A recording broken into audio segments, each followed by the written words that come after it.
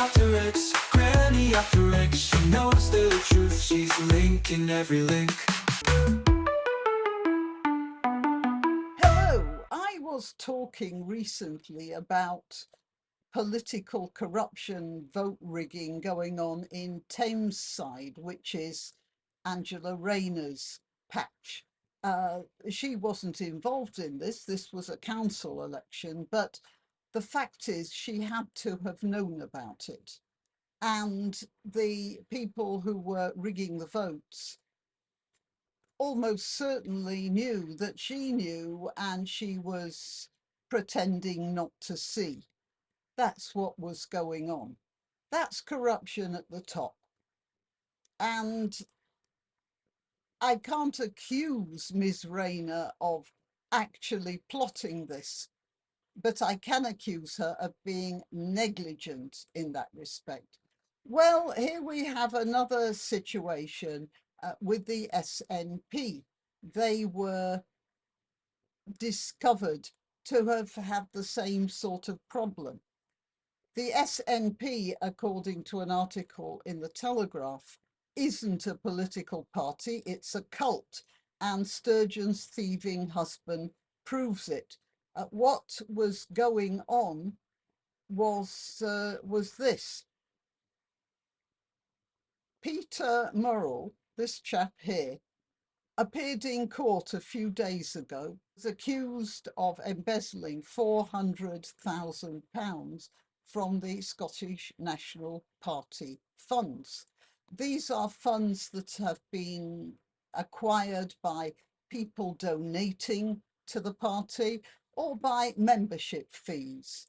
And the number 400,000 has come up, but I've also heard the number 600,000 in other contexts. So I'm assuming that, yeah, that's a ballpark figure, isn't it? Anyway, that's beside the expense of the court case. The police who brought the court case say that it cost £2.7 million to make this case and conduct the trial. I'm pretty sure it would be closer, much closer to 3 million, all told, if not more, by the time they've finished. And John Swinney, the current head of the SNP, said it was stealing the hopes and dreams of the people who donated, which is a nice way of, a poetic way of putting it. But it was hopes and dreams that people should have realized. It was like one of those Nigerian scams. The whole idea of the SNP, Scottish Independence. I'm sorry, I know I have viewers in Scotland, but the whole idea is, well, calling it a pipe dream is actually not strong enough. So Murrell was the chief executive of the SNP, and Nicola Sturgeon here, she was the leader of the SNP. We now know that he, Murrell, spent all this money on a shopping spree involving hundreds of items, including jewellery, cosmetics, a £125,000 camper van, which he parked on his mother's driveway in Dunfermline, apparently never used, and a top-of-the-range Jaguar I-Pace car. Now, I have a picture of some of those here. There's the car. There's some bookshelves. Now, this seems rather, well, little here. £2,000 for a bookshelf, fitted bookshelf. That doesn't sound too bad. But here, £747.50 for the handbag. Now, he might have told her that this £425 necklace was actually £425, which he'd found in a charity shop. But you don't get away with saying that that cost pennies. £700 for a handbag. I can't believe anyone would spend that much on a handbag. Oh, the sort of punishment I give my handbags, you know, I wouldn't dream of doing that. And then £81,000 for a Jaguar car. She must have known. There's no way that Miss Sturgeon should have imagined that that came out of his pocket savings.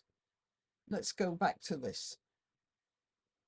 Observers, especially married ones, will find such claims stretching credibility.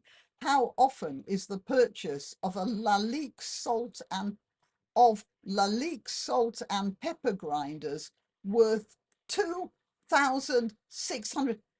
I mean, I bought a set of salt and pepper grinders, cost me £20, and I thought that was a lot of money. And he spent £2,600 on a pair of salt and pepper grinders. And Fortnum and Mason advent calendars costing £200 each.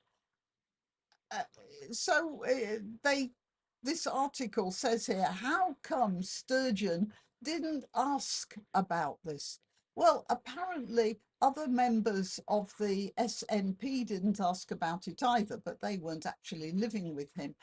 In fact, several of them resigned, apparently, because they weren't allowed to access the records.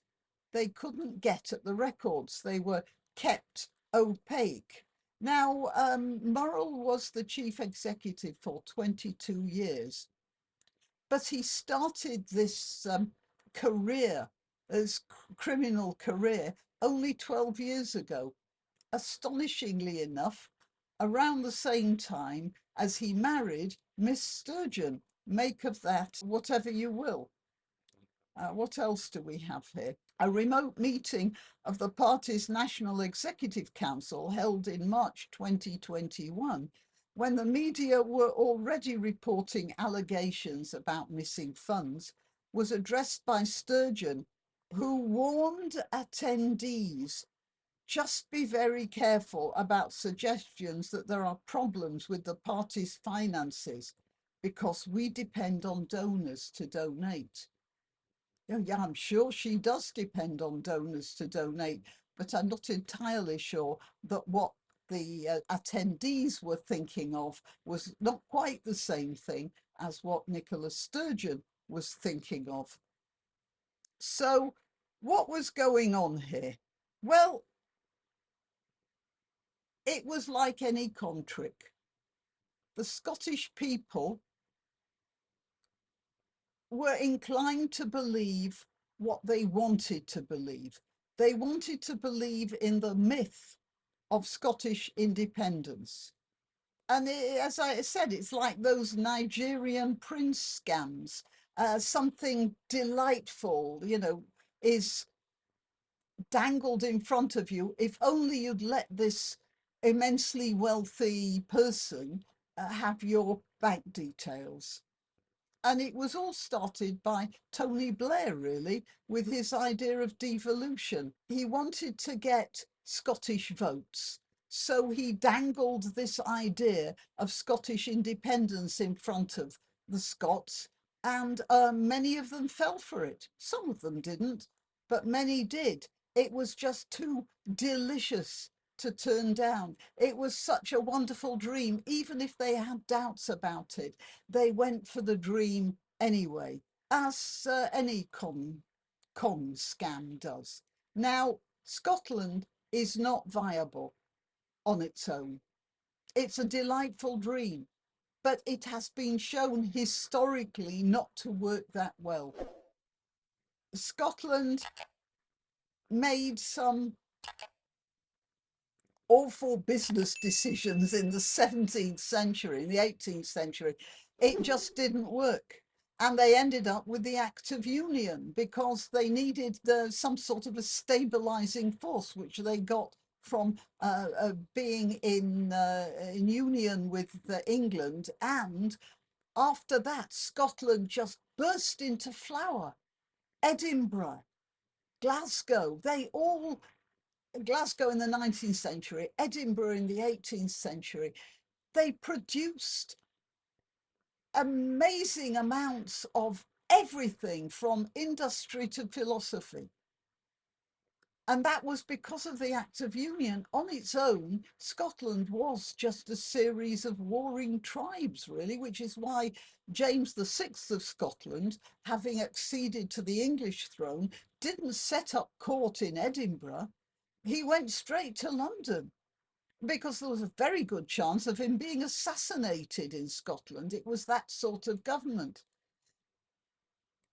And yeah, you might find, and it's not viable because it's so small and so resource poor. Now, I have said this before. Israel was just as poor and just as resource poor when it started, and it had a ragtag bunch of disparate people. I have also said it was the Arabs that created Israel. If the Arabs hadn't tried to invade, if they had said, we welcome you as people of the book who were assigned this land by God, by Allah, as Muhammad said, if they'd have taken that track, there'd have been nothing left of Israel now. All the ones who had been in business in Germany before Germany had tried to do away with them, they would have ended up in Damascus and Cairo and Amman and all the places where the businesses were. It would have just sort of disappeared, just sort of petered out, gone thinner and thinner until it finally didn't really exist in any more than a name. Well, some people might say that was God's doing. Well, the same thing happened in Scotland. But you see, Scotland is not being attacked by Norway and England and Ireland. It doesn't have to defend itself. So what happens? All the bright brains end up in London. There is no way Scotland could limp along on its own now. And if it ever gained independence, there'd be this rush of people to England. That was what would happen. There'd be nothing left. It's just not possible. But it's a beautiful dream that the Scots have fallen for. And because of that, they have fallen for the same sort of con trick that anyone else falls for when they go for a beautiful dream of that sort. Sorry, Scots, but that's the way I'm sure it is. You can blame it on Tony Blair. It was his con trick to start with for votes. And then when he let go of the situation, it was their con trick just for money because it degenerated that far. All right, till next time. You can help my channel by subscribing and clicking the notification bell. That's quite important.